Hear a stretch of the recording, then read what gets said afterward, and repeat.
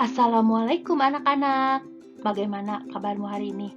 Mudah-mudahan kalian dalam keadaan sehat dan tetap semangat mengikuti pembelajaran.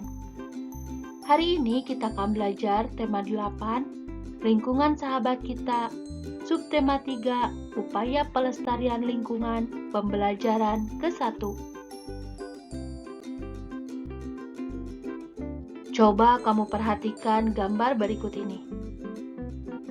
Kegiatan yang dilakukan dalam gambar adalah kegiatan menanam pohon atau reboisasi. Kegiatan menanam pohon atau reboisasi dapat dilakukan di daerah perbukitan yang tandus serta di lingkungan sekitar kita, seperti halaman sekolah atau rumah. Kegiatan menanam pohon atau reboisasi bertujuan menghijaukan lingkungan dengan tanaman-tanaman berdaun hijau. Manfaat dari kegiatan menanam pohon atau reboisasi adalah membuat lingkungan menjadi lebih asri, memanfaatkan lahan tidur. Jika pohon telah tumbuh besar, dapat menahan erosi dan banjir. Akar-akar pohon dapat menahan air hujan sehingga menambah persediaan air tanah.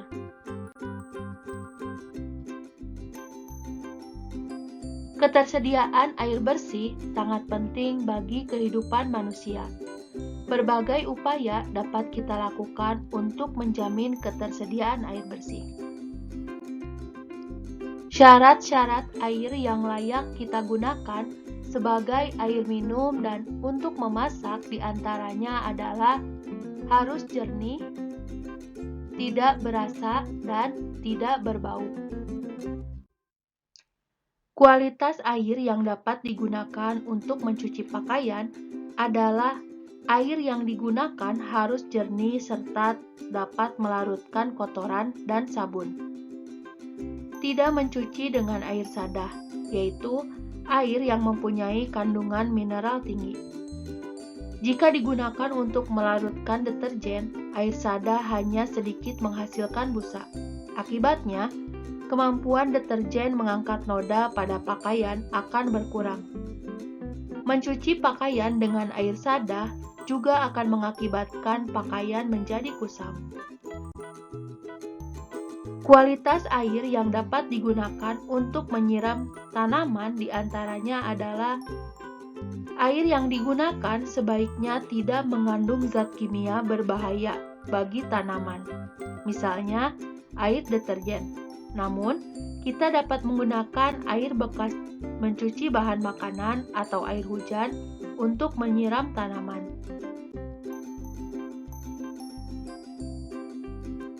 Ada air yang aman digunakan untuk memasak dan minum, namun ada pula yang sebaliknya. Ayo kita pelajari bersama. Air untuk kebutuhan sehari-hari. Sebagian besar, 97% air yang menutupi planet bumi ini berupa air laut. Air laut tidak bagus untuk diminum.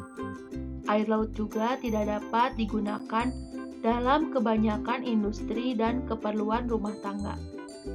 Untunglah 3% air di dunia berupa air segar, yaitu air yang tidak asin dan dapat digunakan untuk minum, memasak, dan mencuci. Persyaratan air bersih meliputi 3 komponen, yaitu persyaratan secara fisik, syarat kimiawi, dan syarat mikrobiologi. Persyaratan air secara fisik diantaranya adalah tidak keruh, tidak berwarna apapun, tidak berasa apapun, tidak berbau apapun, suhu antara 10 derajat sampai 25 derajat Celcius atau sejuk. Tidak meninggalkan endapan. Syarat air secara kimiawi diantaranya adalah tidak mengandung bahan kimiawi yang mengandung racun, tidak mengandung zat-zat kimiawi yang berlebihan. Cukup yodium, pH atau derajat keasaman air antara 6,5 sampai 9,2. Syarat air secara mikrobiologi yaitu tidak mengandung kuman-kuman penyakit seperti disentri, tipus, dan kolera. Masyarakat memerlukan air dalam jumlah yang sangat besar. Air yang akan digunakan diambil dari sungai-sungai terdekat atau sumber-sumber air lain seperti sumur. Air dari sungai dan sumber-sumber air dialirkan dan disimpan dalam tangki penampungan yang sangat besar. Tangki penampungan berisi air ditambahkan sejumlah kecil gas klorin untuk membunuh kuman berbahaya. Selanjutnya, air dipompa melalui pipa bawah tanah menuju ke rumah-rumah penduduk. Air inilah yang digunakan untuk keperluan sehari-hari masyarakat. Sumber air lainnya didapat dari penggalian tanah. Lubang penggalian ini dinamakan sumur. Masyarakat membuat sumur sebagai sumber air untuk keperluan sehari-hari. Dahulu, orang menggunakan timba untuk mengambil air dari sumur. Namun, sekarang kita dapat menggunakan pompa air bertenaga listrik. Dengan pompa air itu, air dialirkan ke atas melalui pipa menuju ke bak penampungan air, kamar mandi, dapur, dan tempat-tempat lain di rumah. Sekarang kita akan belajar menyajikan data dalam bentuk diagram gambar atau piktogram. Siti dan teman-temannya hampir setiap hari berkunjung ke perpustakaan. Mereka belajar bersama di perpustakaan. Perpustakaan sekolah Siti menyediakan fasilitas meja dan kursi untuk belajar, dan setiap siswa diberi kesempatan untuk meminjam buku di perpustakaan. Berikut data peminjam buku di perpustakaan. Hari Senin sebanyak 25 siswa. Hari Selasa sebanyak 20 siswa. Hari Rabu sebanyak 30 siswa. Hari Kamis sebanyak 15 siswa. Hari Jumat sebanyak 10 siswa. Dan hari Sabtu sebanyak 45 siswa. Data tersebut dapat disajikan dalam bentuk diagram gambar. Diagram gambar data diwakili oleh gambar sehingga nampak menarik.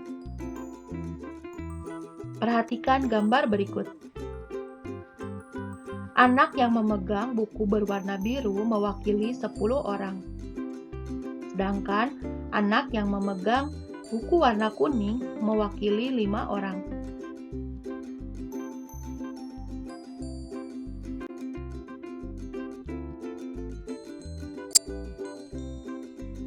Berikut ini adalah diagram gambar data peminjaman buku di perpustakaan SDN 264 Griba.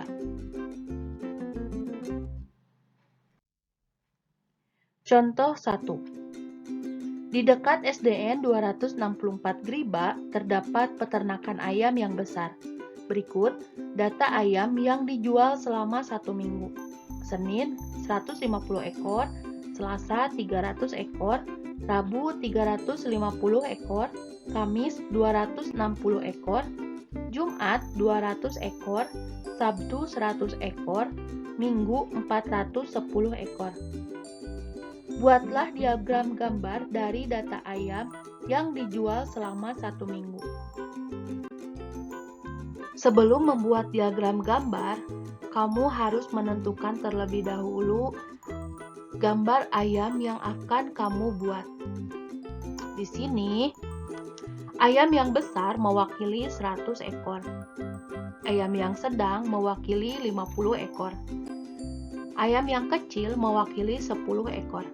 Sehingga jika kita buat dalam bentuk diagram gambar, gambarnya seperti berikut ini.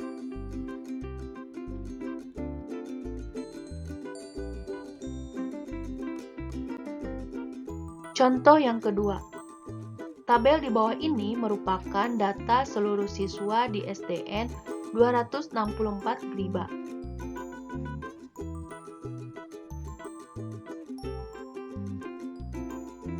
Buatlah diagram gambar yang menunjukkan data banyak siswa SDN 264 Griba sesuai tabel di atas.